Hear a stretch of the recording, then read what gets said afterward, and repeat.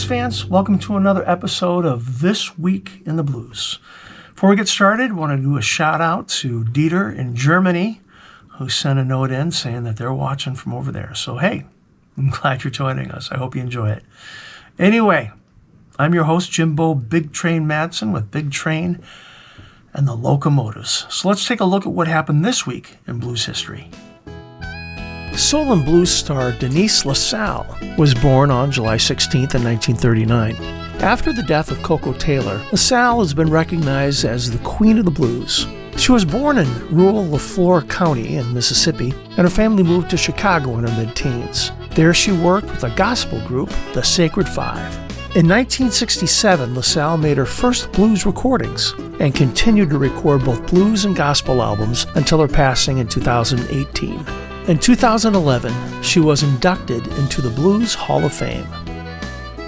Delta blues guitarist and pianist Richard "HACKSAW" Harney was born on July 16, 1902. He first entered a recording studio back in 1928, playing guitar on tracks by Pearl Dixon and Walter Rhodes. He predominantly played on street corners and in juke joints, but also had a spell on the King Biscuit radio show based in Helena, Arkansas. However, Harney rarely recorded until his belated solo album in 1972.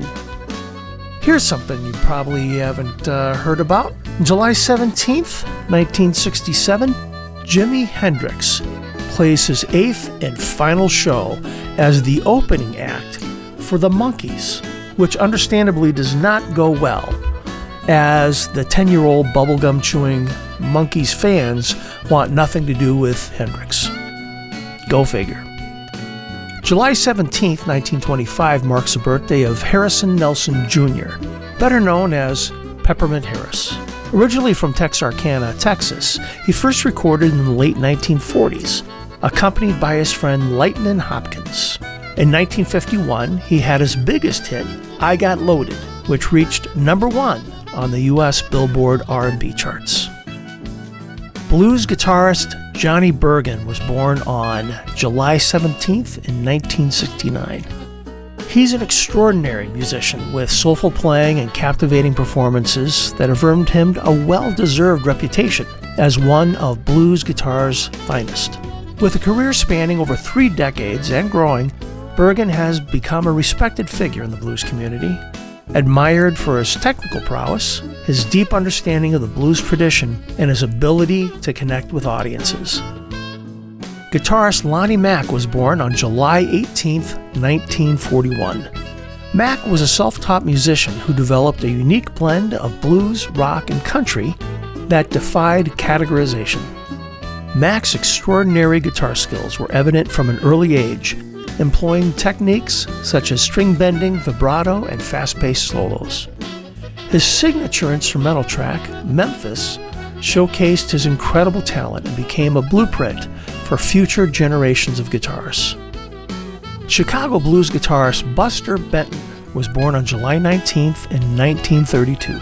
Despite the amputation of both parts of his legs during the course of his career, he never gave up on playing his music. During the 1960s, he cut a series of soul-slanted singles before hooking up with the great Willie Dixon in 1971. Benton was a member of Dixon's Blues All-Stars for a while, and Dixon is credited as a songwriter of Benton's best-known song, the slow blues Spider in My Stew. And finally, legendary bluesman Floyd Jones was born on July 21st in 1917. Born in Arkansas, Jones grew up in the blues-fertile Mississippi Delta. He came to Chicago in the mid-40s, working on tips on Maxwell Street. Floyd was right there when the post-war Chicago blues movement first took flight, recording with the harpist Snooky Pryor in 1947 and pianist Sunnyland Slim the next year. Jones remained active on the Chicago scene until shortly before his death in 1989. Well, blues fans, we just covered some of the highlights here.